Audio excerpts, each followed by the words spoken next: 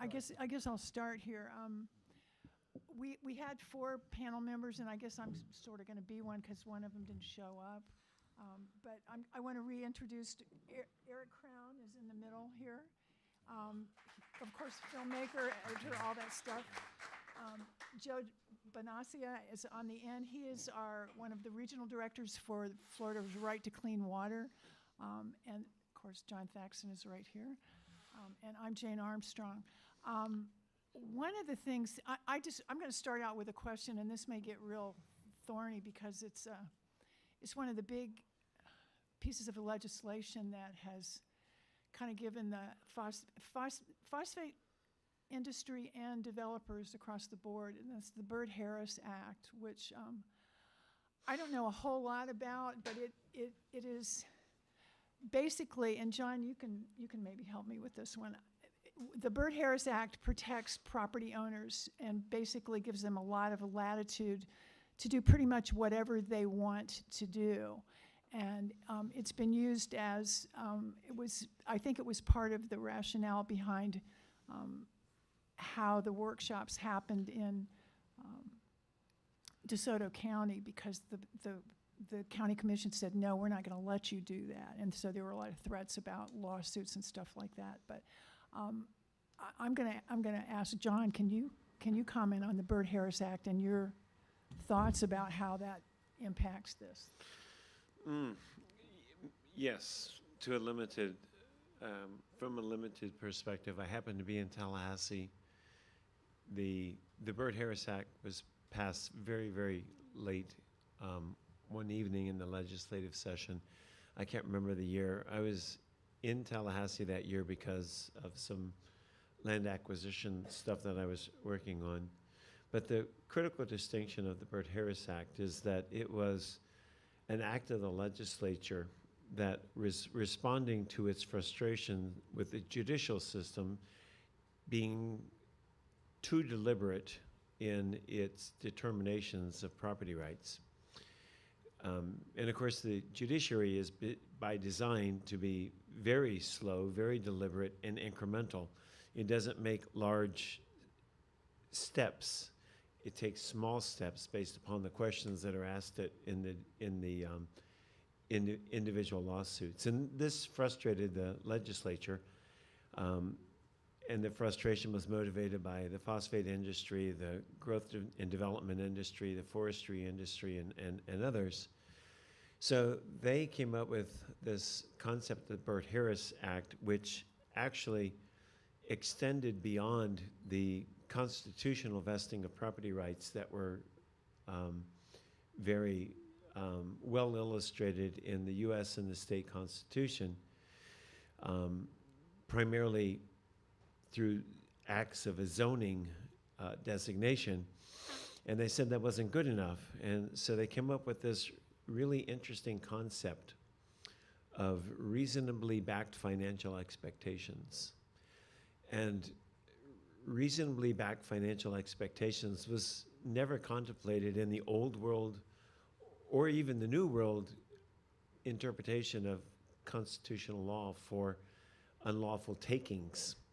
And so what that means, if you think about it, land use decisions are incremental. They start at a 10,000-foot level and they work their way down. So at the high level in the state of Florida is something called the Comprehensive Plan Act. And it gives these broad, very relatively nondescript opportunities for property owners to take advantage of more better defined property rights, which they get through sector plans, regional plans, rezonings, special exceptions, et cetera. And so with this concept of reasonably black financial expectations that were granted in the Byrd-Harris Act, if you have two properties and one, although like in this DeSoto County example, was a great example, it may be designated to have the opportunity for phosphate mining, but it was not zoned for phosphate mining, it was zoned for agriculture. An attorney could go into the court system and says, yes, but there is a reasonably backed financial expectation because phosphate mining is one of the many zonings that they could apply for. That property is worth more than a comprehensive plan designation that did not include this opportunity for phosphate mining. And so it gave this chilling effect of land use regulations at the local level, at the county commission, city commission level, that this reasonably backed financial expectation was this higher, more difficult level of property rights to enforce at the local level. So Bert J. Harris had not so much an impact on the actual constitutional rights of a particular property owner, but it had an absolutely devastating impact over the entire state of Florida in terms of the chilling effect that it had on local government officials and their ability to discern what zoning was appropriate for a particular property versus another because of the Bert J. Harris. And now you know. When I spent my money-making career in a few younger years in public. I worked as a respiratory therapist, so I'm a medical person. And the public health ramifications of not paying attention to the very far-reaching effects that this pollution has blow me away, because to me, we're looking at saying, well, we're going to commodify, and we're doing it. We've commodified the state. We've commodified each other. And where is the public good? Where's the protection for the public in that? It gets lost. It's not part of the arithmetic that validates, you know, the money streams, decisions that are being made. And I think that's a question that we all need to be asking our public servant folks that we elect to guard the public health and protect the environment. So that's a big consideration for me, and I hope it is for you guys. I mean, we all drink the water, and what happens to the water happens to all of us. I'm just gonna. Does anybody have a question from the audience? I have a really easy one. How much does a thing cost? How much does a Geiger counter cost? Well, you know, the one that we used, I think, is about $150 to $200, and it's the one that the county and the state use. So we wanted to mimic what kind of readings they'd be getting. So you can have that information for very affordable and reliable. I have a question about properties. I know Oh, there we go. I have a question about properties. When you buy other properties, like in Pennsylvania or New York or something, when you buy them, you can buy the mineral rights too. That also protects you. Does the state of Florida have anything like that when you buy property? If you could buy the mineral rights to it to stop somebody like this? Yes. Yeah. Again, property rights are a bundle of rights. They're not a right. They're a bundle of rights. They include water rights, land use rights, air rights, property rights, you know, the whole. So I remember as a young real estate broker in Sarasota selling some of the brand new properties that were for sale in Lake Sarasota. And I'm not going to mention the developer's name because he was a very close friend of my father's. But he retained the mineral rights to those properties. And the subsequent sales afterwards became very difficult because the mineral rights were a cloud on the title.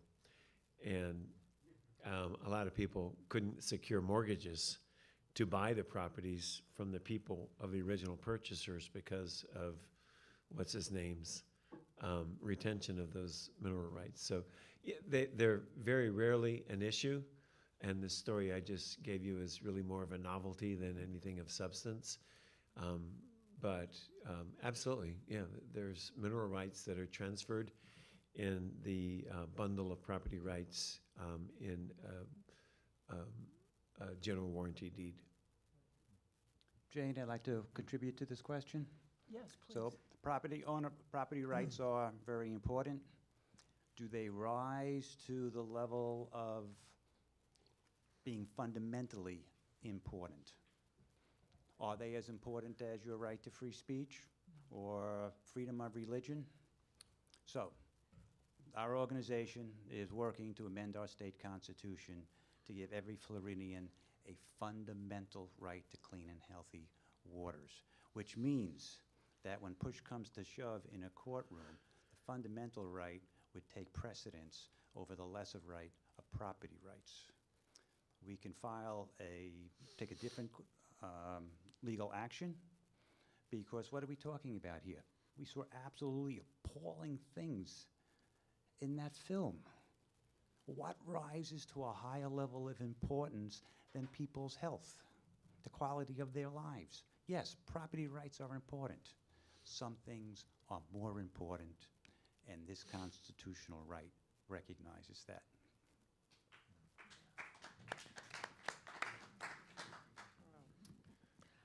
Two questions.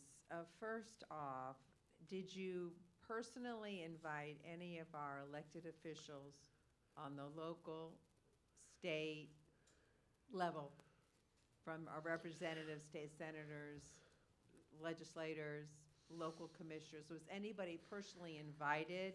Did you actually get declinations? Because normally they don't want to turn their back on you and they'll send some low-level staffer, but you want somebody to see what you're talking about, because the younger people today are more willing, I think, to listen. So that's my first question. My second question is, your documentary is extremely powerful. Where have you sought distribution? Have you gone to the New York Documentary Film Festival? Have you contacted major news outlets? Because if the corruption is as deep-seated across the entire state of Florida, then it is more than just a local story that needs to be heard. So those are my two questions. Great. And I completely agree. I think that what we see in the movie is an example that almost every town goes through right now. And, we've seen it numerous times over and over. So the one danger is we didn't want the movie to be treated as just this one local issue. We wanted it to be seen as a wider issue. And then for us, we were really surprised to see, like when we heard about the right to clean water, to find out that there's no constitutional right in Florida to have clean water. That's a shocking thing to find out, especially knowing that Mosaic can have over 100 million gallons a day that they can take, use, and then replace back into what eventually becomes their drinking water, which is then pumped with a bunch of other chemicals to try to clean it. So it might be the only way that I've seen that we can actually stop this kind of problem. The movie distribution was very challenging. I will say, as far as local officials, we had a lot of issues in Florida. We were warned not to use certain water testing labs and to go out of state, which is why we went to Georgia and ended up, not working out the way we hoped. But, we invited a lot, and the response we've had so far from the politicians is they're not very happy with our movie. So unfortunately, we haven't found the right people to help champion the idea to go bigger. And we did find one distribution company that was willing to take on Mosaic, just in case they came after us legally, Cinema Leap Studio. But we're looking for bigger distribution because we would like the movie to be seen. I think everybody in every community will say, oh, that reminds me of somebody I know, or that's a familiar story. So we'd like to see it go bigger. And it's just, especially with rising cancer rates, especially environmental cancers.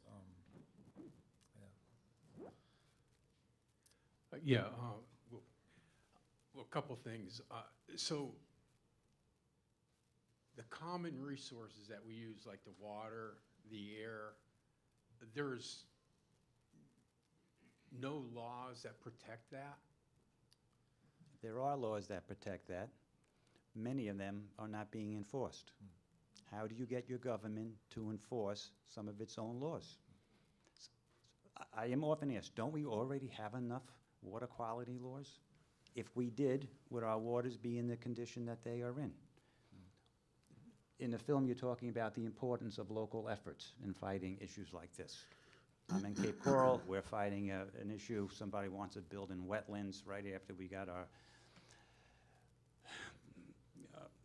kick from Hurricane Ian. Everyone got flooded, now someone wants to build there. We can only do so much with our local efforts. Sometimes you need a bigger tool, a legal tool. That's what this provides. In case you don't know, it was in 2020 that our legislature preempted the authority of local governments to pass laws granting citizens any rights to any aspect of the natural world. It was that preemption that forced our hand and launched our Citizens Initiative to amend the Constitution. The other thing it told us was they must really think that a rights-based approach to environmental protection would be effective, or else they would not have gone out of their way to preempt the authority of local governments to pursue rights to clean water laws. All right, and then the other thing, first thing is thank you for bringing the awareness to this. I hope we start funding those agencies that monitor our air and water quality. I guess we could ask our politicians to put the money in to hire the people back to do that. But the second thing, what actually did you test in the water? How many chemicals did you test for? Or is it all specific? You have to say test for this, or that, or what? Yes, the water tests, a lot of them that we did were what they call preliminary, which are just, we wanted to take a look at some of the phosphate levels and a couple of just basic things that, we could monitor for with just even a pool test kit. And then the others are the qualified water tests that we send into the labs. And those are very expensive. Excuse me. Pardon. But so those are expensive. So the only thing we could test for was radon. I think it was 226 and 228. And that was our main interest, was to see if those were staying in the water. And when you see the number of over 4,000, that is what we were testing for, is the radon 226 and 228. That is one of the biggest problems and the unfair advantages that these companies have, is they say, okay, you guys have to go out and you have to go find $100,000, go do this qualified water testing, and then bring it to the table and we'll talk. And to me, it's very backwards. They should be proving to the residents that, they should be spending the money to prove that it works, because it is a hobbling of a lot of the counties and a lot of the citizens to be able to fight back properly. Well, then they're not really the guardians if they're not producing that. And Right. Isn't that written in their contract to be the guardian? We shall provide all testing. That that would be nice. Yeah, no, I think they've gotten away. They've definitely got away without. Toothless enforcement is always a problem in environmentalism. Everywhere we've gone in the world, there's always, like Joe was saying, there's a lot of the laws there, but the enforcement is definitely tricky, whether it's corruption or just, chop the budget. So you got one guy maybe going out there, and a lot of people that are in that also have to, I think, kind of fall in line very often. So we have lost our watchdogs, and we need them back. And I think the only watchdogs we have right now are us, the citizens, which is why I'm very excited about Right to Clean Water, because it's kind of the only thing I've seen where we can jump over this fence, of them stopping us and take the power we need. Last thing, Yeah. if they stop mining right now, how many years is the damage that they've already done going to be leaching into our aquifers, into the Gulf of Mexico? It's a great question, because all of the different half-life of what's out there, and it is, from what I was reading, it would be thousands of years before the land would be back to its normal status, especially with the amount of destruction that's gone through there, if it stopped just today. But that, I don't know science enough to really know. There's probably somebody out there that knows better than me. But that's the estimates I had been reading. Let me add first, before we go to the next question about this concept of enforcement, because I don't know a lot about the science, but I do know a little bit about the politics. And you have 3 branches of government. I know it's really hard to understand that in today's national but we really do. And we had the executive branch, which this film clearly illustrated that locally, at least in the state of Florida, was eviscerated by a governor named, now a U.S. Senator, Rick Scott, which is inexcusable. But we have another branch, and it's the judiciary. And I go back a couple generations of individuals fighting this battle, and I would not be able to go home tonight without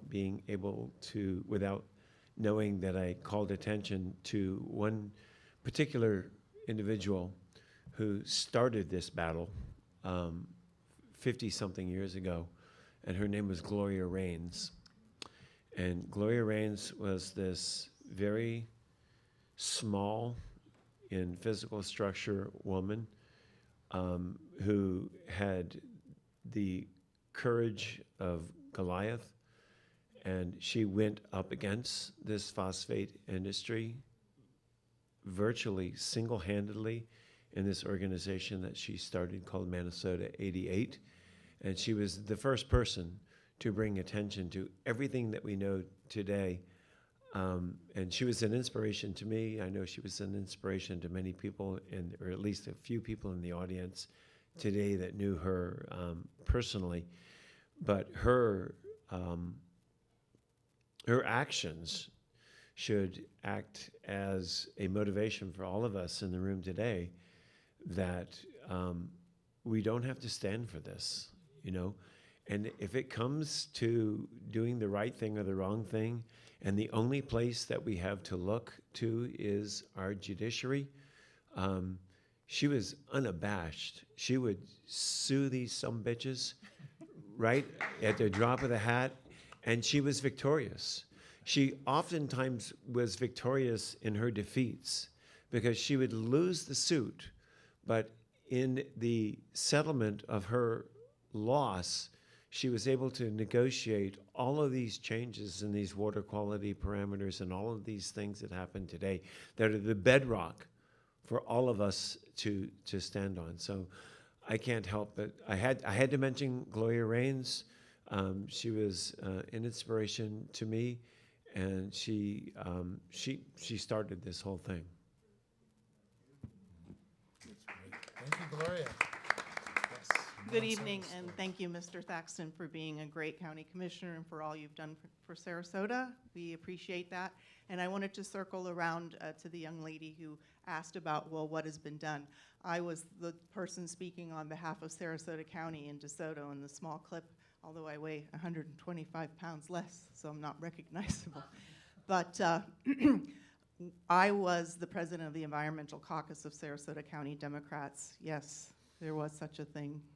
And I would have been the same for the other side of the aisle if they had such an organization, because I feel so strongly about this town, where my family's also been since the 1950s. And I'm very scared, you know, if you look at where they want to mine in DeSoto, Pine Level, it's very like 9 miles as the crow flies to Mayaca State Park. It's the former county seat for Sarasota. Correct. It used to be the county seat of DeSoto County. Which was Sarasota Which County. was Sarasota County, yeah. And we used to be Manatee County, and Hillsborough before that. We're not here for a history lesson, but my question is, what is going on with DeSoto? Because it was my understanding through the mediation after the county voted 4-1 no, that Mosaic could come back and get everything lock, stock, and barrel, including 8 of these ponds where they could also truck in water from other counties and then dump it down the Peace River. Very scared and sad about what could happen here. I'm getting the feeling, because I did go to all of our officials, by the way, and they pretended they didn't know. Yeah. Oh, I brought them the maps from the Mosaic hearings that I actually took photos of, so there was like no mistaking where this was happening, where along the border, how this was going to be impacting waterways, Horse Creek, this one, all these different tributaries. And they just sort of looked at me like, oh, we don't know, you know, and didn't seem to care that it will impact the citizens everywhere around here, you know. Last week they approved to use all the stone and rock that comes out of there for our highways and freeways and everything. So it's been approved already to use stuff that is radioactive in our roads, sidewalks, playgrounds, parks. Yes, and it's my understanding because of the Piney Point, which we led a rally downtown with the former Commissioner of Agriculture on Earth Day, Nikki Fried, and we were on the TV because, you know, they decided to deep well injection that process water, and now, of course, since precedent has been set, what's stopping Mosaic from asking for the same, which I'm understanding they're doing that as well. So I hope, I get the feeling since phosphate mining's been happening since the 1800s, late 1800s here, but never along, you know, not this huge corporation, Mosaic, which is actually is publicly traded, but it's owned by the Cargill Corporation, which is the, I believe, the richest, last time I read, privately held company in the United States. So they're huge, and the government is kowtowing to them totally, because I went and met that one guy from the FDEP, and it was so obvious for whom he was working, and it wasn't for us. So yeah, I did a lot, and I tried a lot, and I got discouraged, but I came here tonight because I wanted to meet Eric and just say thank you to everybody who's here and cares, and to talk to people in this movie. You can view it online. And Eric did try to get statements from the company, and they didn't want to. It's a crazy thing, but they're so large. It really was in DeSoto County, like, you know, David going against Goliath, and they won. And so now I'm just worried, like, what's going to happen? Does anyone know where that stands? Are they going forward with that? Or any other counties? Because when I was a kid growing up here and we'd have these sort of mishaps, they just went bankrupt, and then the taxpayer paid to clean up the stuff. But, you know, it used to be like Sarasota County, which we have it in our charter that we will not have phosphate mining here. We would always, like, pay for the lawyers and stuff for the other counties like Manatee, which did succumb to it. Charlotte County will not allow GIPSTACs to be there. I'm just wondering, does anyone know what's happening with DeSoto? Thank you. The last I heard, they weren't. They pushed it back further, and I've heard around 2028. Some people have told me 2030 that they're going to try to come back. Right now, they're trying to do a sludge and deep well injection. So they've kind of moved their sort of their attack on what they are looking for. But as far as going back and trying to get, they just keep pushing it back. And we hope it's because of everybody standing up and all these different efforts. And there's so many groups fighting against them right now that, you know, we hope we can just keep staving them off, because, you know, the danger was when they were denied and they threatened to sue, they were going to come back and it's one meeting for all the permits. Normally, there is a meeting per permit, and there's multiple land use permits that they need. They bundled it, so they only have to do one vote to put all of them through at once. So it is high stakes. A lot of money involved with it, definitely. Steve, did you want this? Give it to me. So I have a question, but I'd also would feel remiss if I didn't mention one other ray of hope. I'm all for the political and legal avenues, but there's one other avenue that can be done by any individual parallel to that, and that is don't use chemical fertilizers. More and more I'm seeing, I work a lot in water and biology, organic farmers don't use chemical fertilizers. And more communities are, Babcock Ranch is an example, Palmer Ranch is looking at it too, using biology instead of chemistry. And that's how nature works. You don't need to fertilize or water or apply glyphosate to a natural system. So getting into the market, penetrating the market I have read, for example, that glyphosate would start to crumble if they lost 13% of their market. So it doesn't take much, and a lot of European countries have outlawed some of these chemicals, by the way. So that's something that that we can do as individuals is buy food that's grown organically, that doesn't use chemicals, treat our lawns with biology as opposed to chemicals, and that's just another avenue but it's market-based.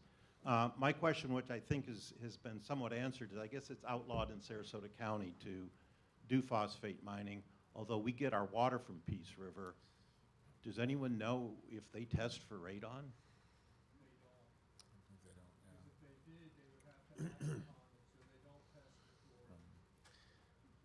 Yeah.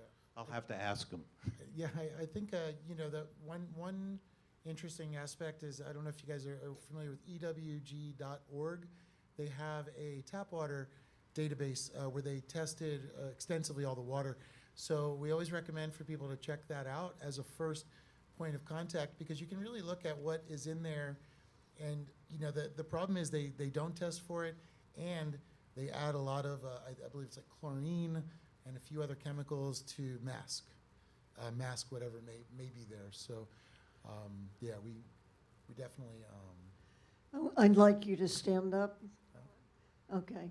I'm Kathy Benz, and I'm one of the co-chairs of the Right to Clean Water Initiative here in Sarasota County. Stand up, please. And this is Monica. And we need volunteers. We need help getting signatures. If you are interested in helping us, please contact Monica.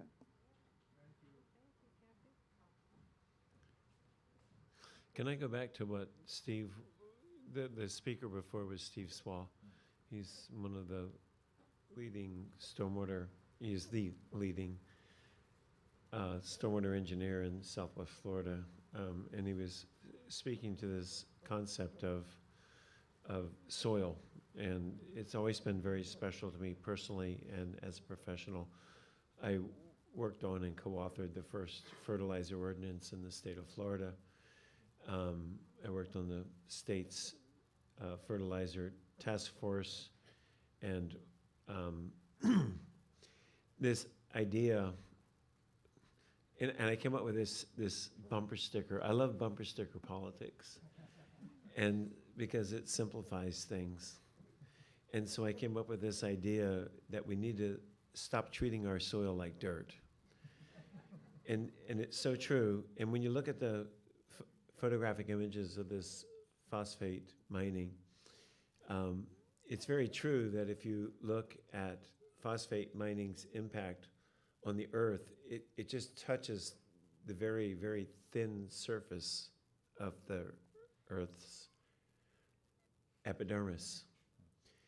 And that's critical because that's where all the life is, right? All the life happens in that thin epidermis that this industry is absolutely destroying and cannot restore. This concept that they can come in and remove this epidermis that took tens or hundreds of thousands of years to create, this biological living organism, and just destroy it and recreate it in 5 or 10 years is absolutely absurd. And one of the things that upsets me most about the phosphate industry's mining techniques is that they're literally skinning us alive. They're leaving all of our vital organs and our tissue exposed to anything and everything. And the natural system cannot function that way any more than our bodies can function without our epidermis protection layer. And so to me, it's important that we understand this value of this stratified soil profile that creates the entirety of life that we know it, and how it's so irreparably disrupted by this industry. And it's happening in these most significant watersheds, as you saw in the movie. the Mayak and the Peace and Horse Creek and all of these watersheds that are so critical to the survival of our estuarine and our near coastal water marine systems. It's, for me, as is even a novice environmentalist, even a person that doesn't have formal training in this, it's ridiculous to think that this system can function when we take away this vital organism that has sustained its life for the last 1 to 10 million years. I have a question. I hope you can hear me.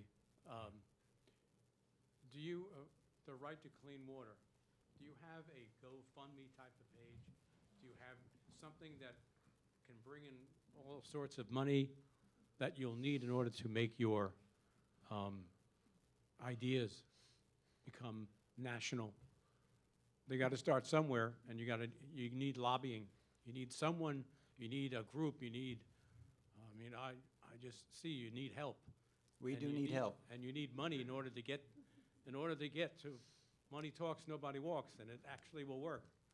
So you can go to our website, FloridaRightToCleanWater.org, and people can donate there, PayPal, other means. Can you But, spread that around to the point where, We are doing our best. We could use more help spreading it around. Here is the bottom line. We need an army of people to help us collect petitions. Last time around, in which we did not qualify for the 2024 ballot, we collected 120,000 petitions. If every one of those people had taken 20 minutes and gotten 5 other people to sign petitions, that would have been $700,000. We'd be knocking on the door of qualification. We still need 800,000 petitions by the end of this year. We have petitions here to sign. I can tell you, if you sign it and you think it's one and done, that is not going to get us over the finish line. So we need buy-in, we need support from big organizations. Faith communities alone in Florida can get us 900,000 signed petitions on one Sunday of the year. If they give it the effort, big organizations can do it. We either need that, or we need about $10 to $12 million to go out and get people and pay people to collect petitions, or some combination. But if we don't get those things, we will not qualify. I can tell you that directly. Very simple question. Where can we get the petitions that we can take out to get people to sign? Yeah, but I'm talking about a lot of them. I have a lot of friends up in Bradenton, and I'd like to, Well, Monica just ordered 5,000. Okay. And will that be, I'd like to be able to have constant ability to access it. Okay. Yeah, just like I say, simple question, and that's good answer. Believe it or not, this is not just an issue here. This goes all the way down to Everglades, all the way up the East Coast and everything. Everybody's feeling the pollution problem. Indeed. Petition is the address where you just send them into. Strong recommendation. Don't simply hand somebody a blank petition and urge them to send it in. You have them sign it, you take it back from them, and then you get them to Monica. Five fit in an envelope with one stamp. have you reached out to the Bay Conservancy? They're all about water quality and how they're fixing up the bayfront. I'm referring to the bay by Van Wezel, not the bayfront where Marina Jack is. Is anybody here familiar with the Bay Conservancy? I am. Okay. So I'm thinking, how you want to have outreach. You have to have a table at events. So that's my question. The Bay Conservancy has events almost every single day of the week. And every weekend, they have several hundred people show up to the free concerts. So what we need So are that's why I'm people. wondering, has anyone reached out to them? I honestly don't know. We've reached out to hundreds of organizations. We have over 250 that have officially endorsed us. But we need people to be at those tables. No, but I Monica bet, can't I'm be at just, not to, I'm trying to be real specific. Have we reached out to them? The problem we run into is we are not allowed. We are not allowed in a lot of places. What's the reason why, what's the reason? Where can I don't know the particular reason, but They won't give you a permit for it because they don't want to have to face it. You need a permit to get Open up a table at some events, yes ma'am. There are only certain properties where you can go on without permission in order to do this. And there are a couple of places that are very productive, and we know that. The Division of Motor Vehicles is a wonderful place because there's people constantly going there. And they, believe me, if we can get this on the ballot, it will pass. Floridians have passed every single initiative like this, always. The problem has always been enforcement, because there's never been enforcement in the laws and the legislation that we've passed. That's why we need a constitutional amendment. If you have petitions to turn in, Bookstore One will accept them. DNR Motors will accept them. And if you need to get in touch with either of us, we'll come get them. I don't care about that. People don't have stamps and they don't have envelopes. So we find that if you give it to somebody and you tell them to move it in, to mail it in, they may have the intention, but it doesn't necessarily get done. We really need people out there helping us in contacts wherever you go, whatever organization you belong to, gathering them and getting them back to us. Nothing comes close to one person standing in front of another and simply asking them to sign the petition. Urging people to go to the website, download the petition, sign it. Most people will not go through the trouble to do that. Can I just say that more and more we're seeing the power of networks. You know, the power really of networks is talk right, but I don't have any, yeah, that's on my only point. But we really need to get all the, like the Bay, you know, I mean, it's really, we don't need to operate, I know, Joe, it's face-to-face, but we need to get the networks inspired. You know, we've got more than 100 organizations here in Sarasota that are environmental organizations.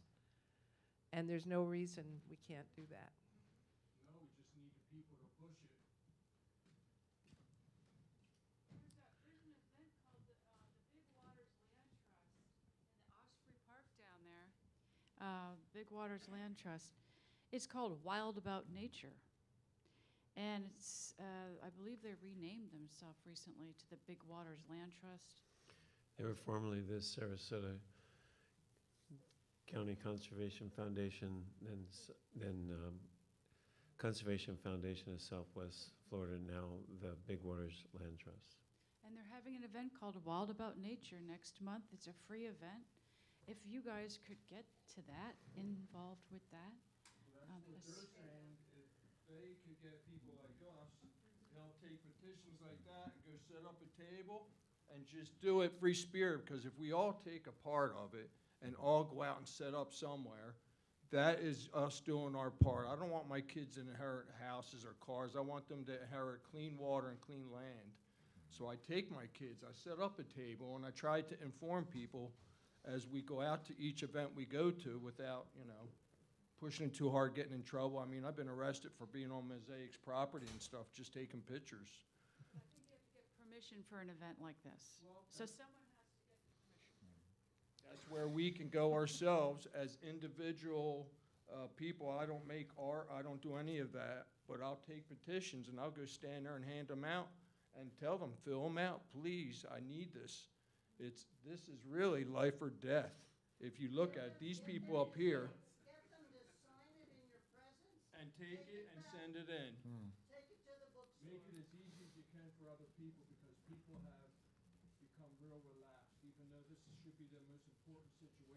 you don't have clean water, none of us have clean life. If you take petitions and you go to get them signed, don't just give them to people. The most effective way is to patiently wait for them to fill it out, make sure they've done it correctly, and then take it back and tell them you will submit it. And then you can drop them off. The bookstore is open 7 days a week. And they've been collecting our petitions for a couple of years now through the first campaign and this one. DNR Motors on Central Avenue is also. I got clipboards and everything, because right now what they're gonna do is, they're talking about drilling in the Everglades and mining it, all the trees. Okay, we'll give you petitions, and if you run out, all you have to do is Xerox them too, you know. I'll take a handful or whatever I can get, no problem. Right, so what we need in Sarasota, besides 2 captains, are volunteers. We need a team in Sarasota.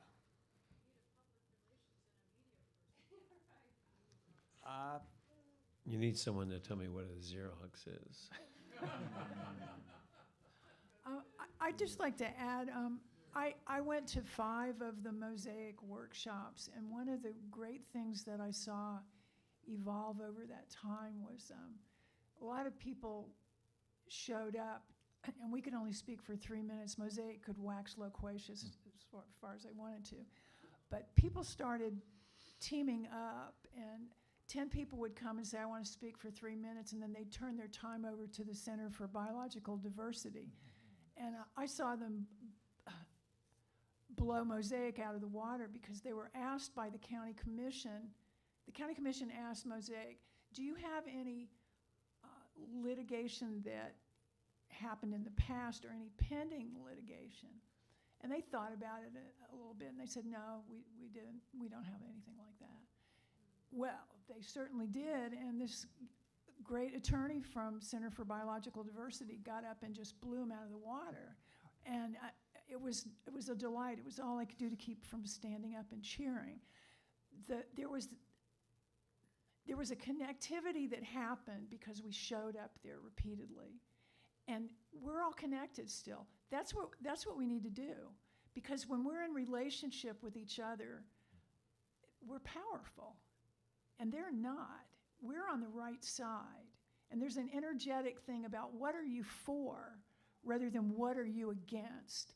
And I think that's a real critical shift in how we go forward with what we're trying to do. We're on the right. This is what we're supposed to be doing. That's right. I love it, and especially in a time right now where we see so much division. I think all of us in the environmental world think in unity, because we know that we have that power. And I have an environmental cancer because although people have worked on environmental issues for a long time, they started on different wider ones, and it's been drilling down and down. But this right here, this right to clean water, could prevent people. It's not the right to just clean drinking water. It's the right to not get cancer because of where you live and because of what you drink, and it's the right to not get all these other diseases. So it's a right to not get sick as well. And my hope, seeing everybody here, really is very moving to me, because I think another generation or two, they're not going to have to face what I did, because everybody was activated, and it's a different time now, and it's a beautiful time, and it's really amazing to see. And I fully believe we can get rid of environmental cancers. Can be stopped because it's as simple as turning off a valve.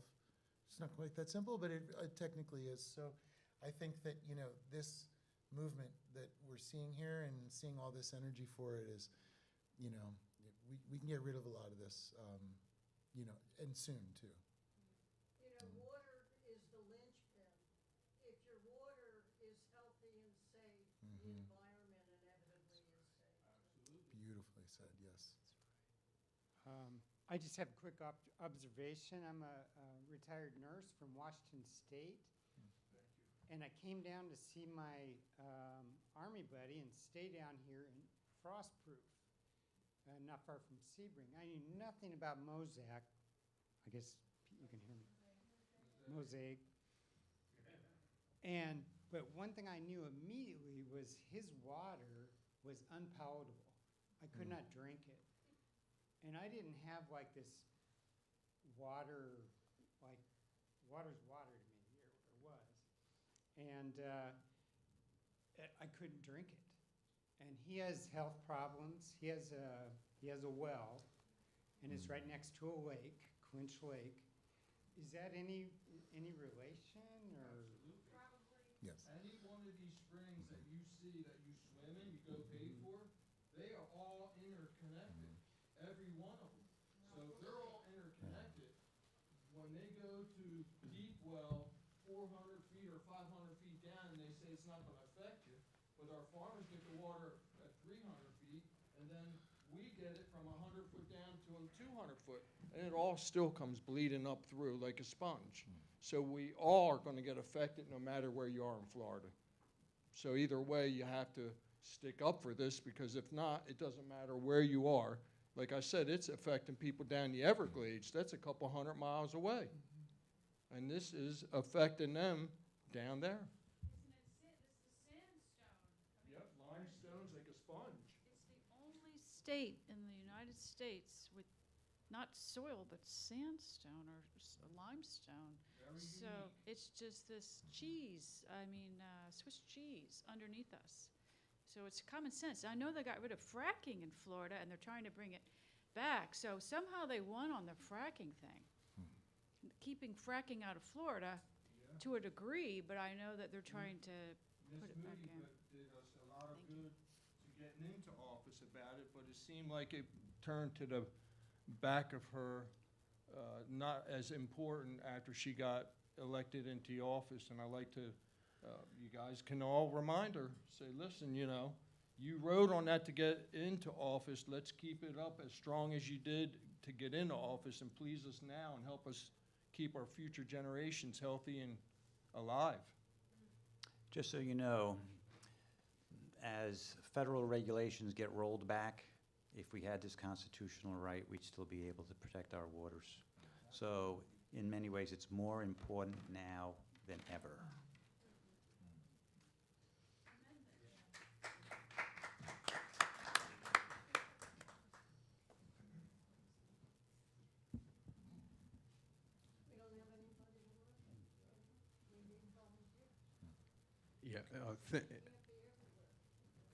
Thank you for all the work that you guys have been doing. It does seem that we're up against a societal, how can I put this, a societal conversation about what human beings care about. And I'm just going to say, what a lot of people have said in here already. I'm guilty of being comfortable, comfortably numb, and I like what you guys are doing, bringing awareness to this. It is important. Hey, pharmaceuticals doing a lot more damage to water than that phosphate mine in Florida is, because the pharmaceuticals are all around the world. They're wiping out species in our oceans. You can't even eat, fish, more than once a week without getting affected from pharmaceutical drugs. So I don't know when they're going to put them on the elemental chart, since they don't have a half-life. But here's the thing. It's like we're up against a conversation about what human beings care about. And I don't know if, like I had a couple step-grandchildren who were driving through the country, and I said, oh, there's where your milk comes from. They looked, and there's a whole bunch of cows there. And they looked, oh, you mean way in that building way over there? And I said, no, right there in the cow. And it took them a minute to associate the cows with the udders on it. That's where the milk comes from.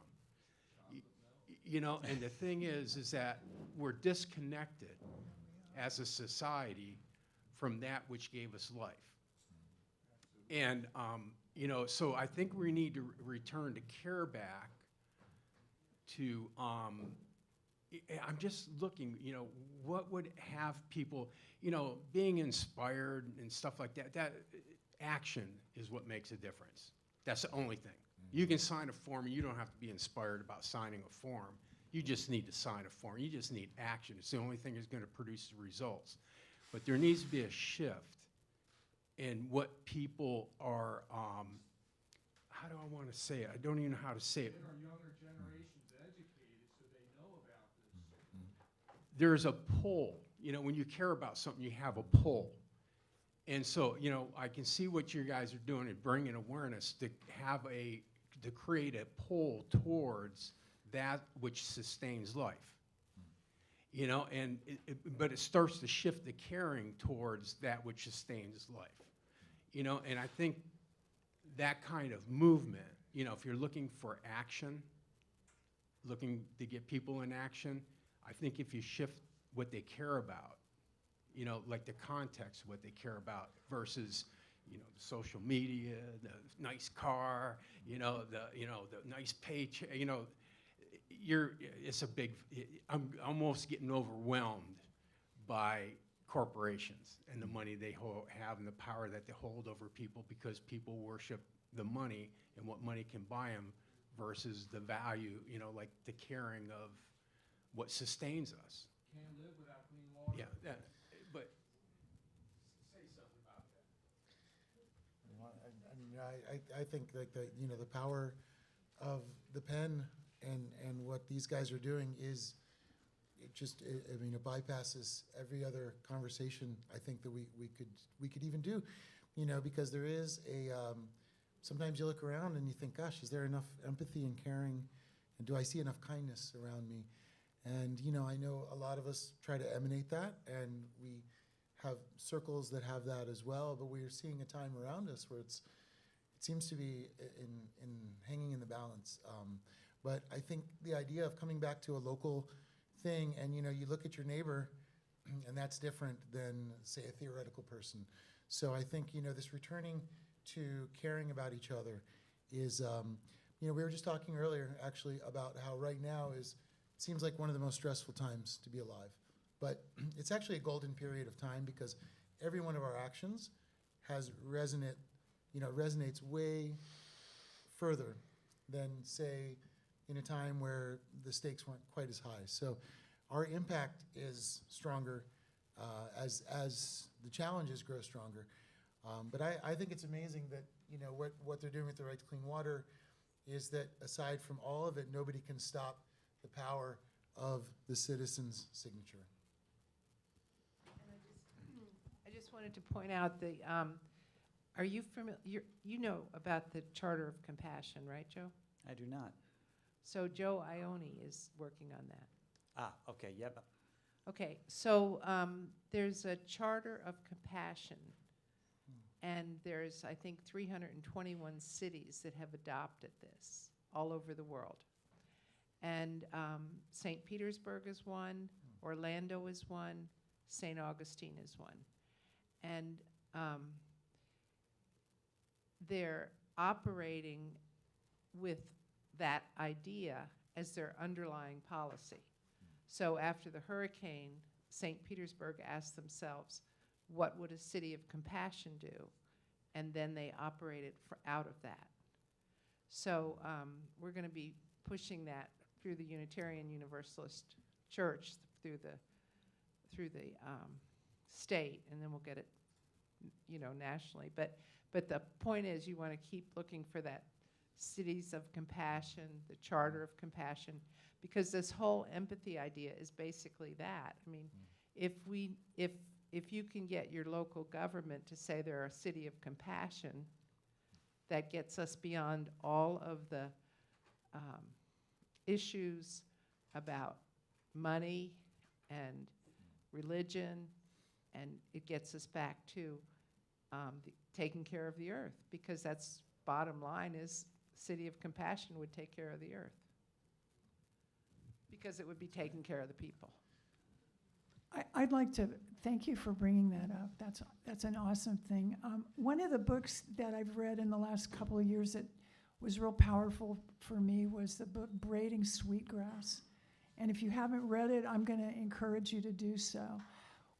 The 20th century was, for me, we glorified the acquisition of stuff and things. It's a very intellectual, in your head period. And we've lost our heart connectedness. And what you're talking about is getting back to the heart, because that's where real things happen, and that's where we can truly connect. It's not going to be through intellectual machinations that we seem to love to do so much. I'd like to talk to you about that project. Thank you. I like that. And that, you know, it's interesting, Jane, just thinking about that, because if I had a glass of water and I said, you know, if your kid drinks this, they're guaranteed to get cancer, anybody would run and smack that water out of their hand. And, you know, in the very way that you were just talking about, it kind of reminds me of that. If we remember that our kids and our grandkids, even if it's coming in from that starting point, if everybody thinks that way, we're all thinking together as well. So yeah, it was just interesting what you were talking about, Jane. You know, think about the compassion part. There's a special power. The power of love gets short-changed, I think. We tend to dismiss it, and that is what really rooted the success of the civil rights movement. That rolled into the anti-war stuff, and all the different movements that sprung from that. It didn't happen because people thought witty things. It happened because somewhere deep inside of us, we recognized our commonality and that we were all connected. And that's unstoppable. I mean, when enough people get there, it's going to roll over all kind of nonsense. So we have to nurture that among ourselves and within each other. Put yourself in time out if you've listened to the news too much. I do it. I have to. It's good self-care.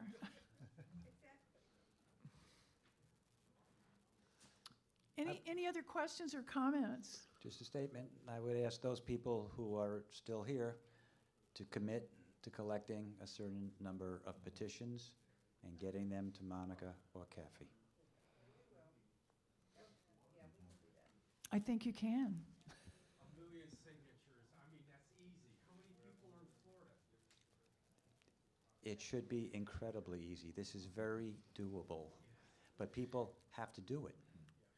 Yeah, but you need to, I like your, the church idea, which really, you can just do it on Earth Day. Oh, there's an easy button. Because this is Florida-wide. It isn't just Sarasota. And your encouragement to people in other areas is going to be important too. Is your UU doing something for Earth Day? Yeah, we just decided we would do that, because we're in charge of the service on Earth Day, so that's easy. So we can just have everybody in the church get a petition that day. And sign it and hand it in. Sign it, have some moments. So this was an idea that Joe Iannone had proposed a couple of years ago. Pick one Sunday. All the congregations, or even half the congregations, a quarter of the congregations in Florida. That's the day to collect right to clean water petitions, and we'd be there already. And we now have a social, we now have a, it's one of those long names. It's a Social Justice Alliance for the Southwest Suncoast, or Suncoast, whatever, Suncoast. But, so we're gonna show, bad faith on Sunday from 2 to 5, and we'll have a handout that day that'll have, the website on it.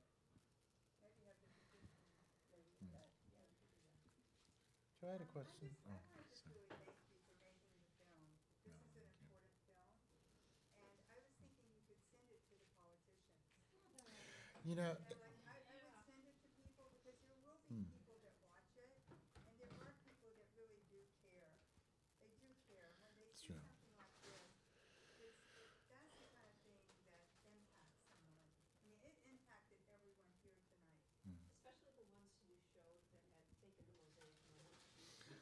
Right. found out about mosaic.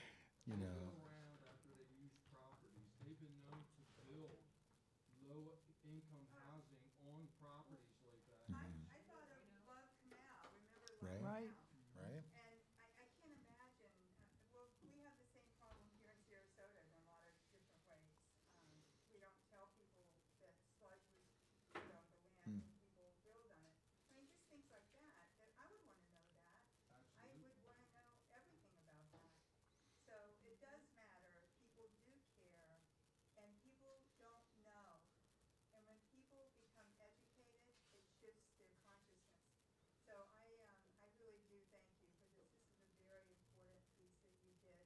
And I worked on, one of the first things I worked on when I moved to Florida, it was like in 1990, we stopped CMI from building a phosphate mine that was going to be, the gypsum staff was going to be, you could see it when you came on Fruitful Road, all the way in from Fruitful Road. We worked with people in Arcadia, et cetera, in DeSoto County. This was in the early 90s. So, you know, you can stop things. It does take people, so thank you. Sorry. Thank you. It means a lot to hear that because it's very personal, and you know, it's yeah, and it really, you know, seeing the story, I was just shocked. Like I didn't really think that I would see all that, bringing the camera down here and going out with everybody in the field, and that's the best thing you can do. You know, go take a look and see. You know, but I do have full hope that we can stop it, and that's what's so exciting about these screenings and these conversations. You know. Get it on understand. You know, Oh, we live in Florida, we don't see that. Right, and you know, it's interesting. Politicians, we've sent it to a few. A few have noticed it and have come after us, actually. We have the America First Tea Party currently trying to bury us, and a few other political parties. So we have caught some attention, and a lot of them take phosphate money, so which we've tracked, which is another reason why I hope the Right to Clean Water also, you know, passes sooner, because we are finding a lot of county commissioners are willing to watch and listen, because they do want to. All of the county commissioners. Yes. Definitely. And Yeah. well, everybody should be watching this film. Thank you. Yeah. Can't we go after them for when they build a gypsum well? You know what it is, it's drywall. It's the same form of drywall which you have in your houses, so when it gets wet, it comes apart. So when you fill a gypsum mine up, they know for a fact that sooner or later they're going to have a blowout or a leak. So they're deliberately doing this by Right. building it out of what they're building out of, so You know, and you they. could have some kind of. Well, you know, that's the thing is, you know, you're mentioning CMI. A lot of these companies will morph into new companies, and the industry will stay. And they have over 20 gyp stacks currently. I think it's like 26, but I'm not 100% sure. 27. 27?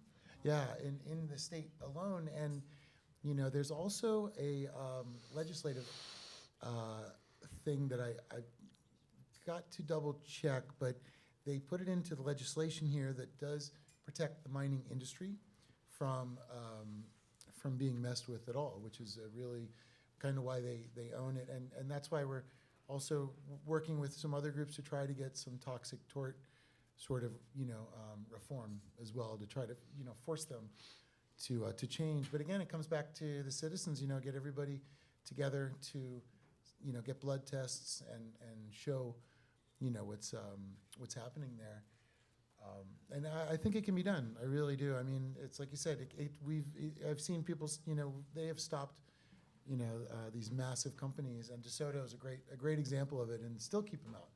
But I always say we win some, we lose some. Right. We got to enjoy our victories, because. You just gotta keep going. Well, your comment about this crazy law reminded me of what happened in Montana within the last couple of years. I hope you know about it. It was a youth climate case. Montana had a law in their books that prohibited their DEP from considering greenhouse gas emissions when weighing whether or not to give a fossil fuel company a permit to operate in Montana. And 16 young people sued Montana, their state government. They argued that this fossil fuel-friendly law, which never should have been on the books, was unconstitutional because it was going to aggravate the climate crisis. They proved the climate crisis is real. They were already being impacted upon it, and they said it was unconstitutional.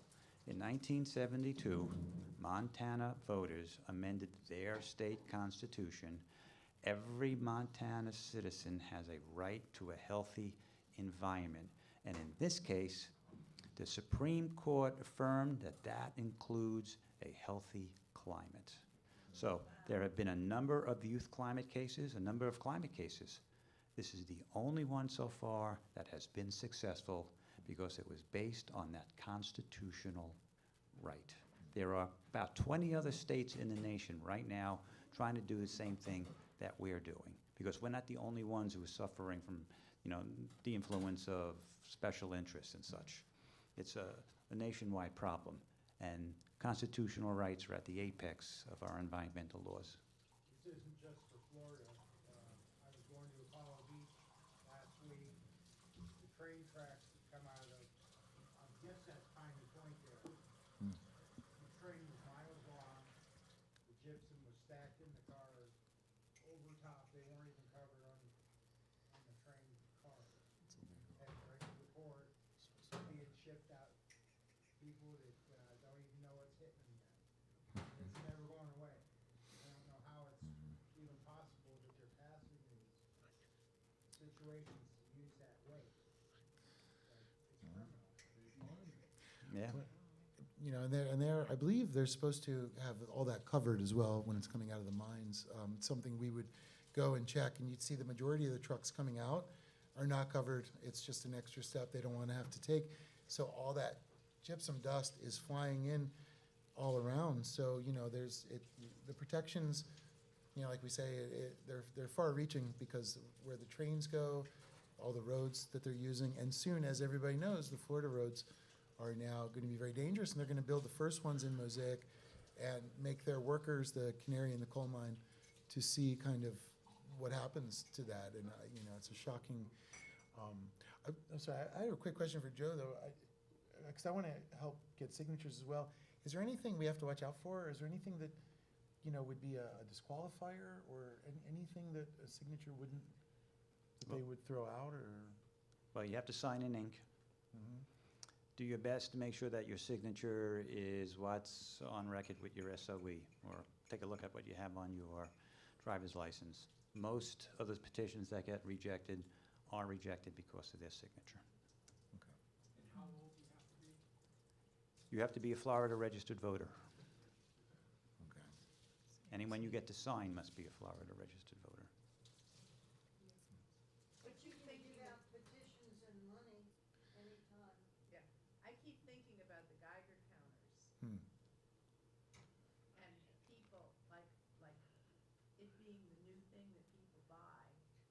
You buy a Geiger counter, so you have your family, and then you can go out on these new roads, and that Right. is like an amazing thing.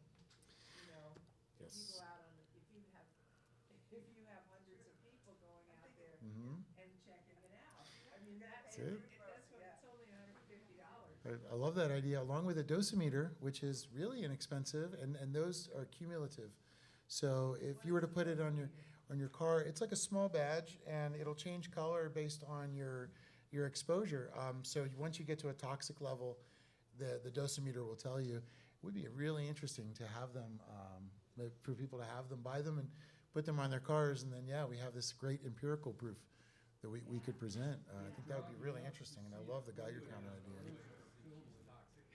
All right, everybody, we want to thank you for coming out tonight. I think we've reached our time limit now. Feel free to stick around if you want to talk and meet our amazing panel. Thank them again for your time, for an amazing film. We want to thanks for coming out to Fogartyville tonight. Be sure to stick around, and we'll see you at our next event.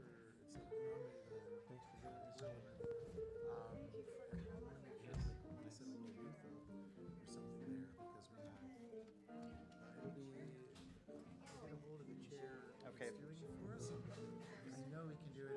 That's, I want to make sure we get that audience. Okay, so. We're going to do a picture. Oh, great. Stay seated. Okay, all right. I put my plastic cup down.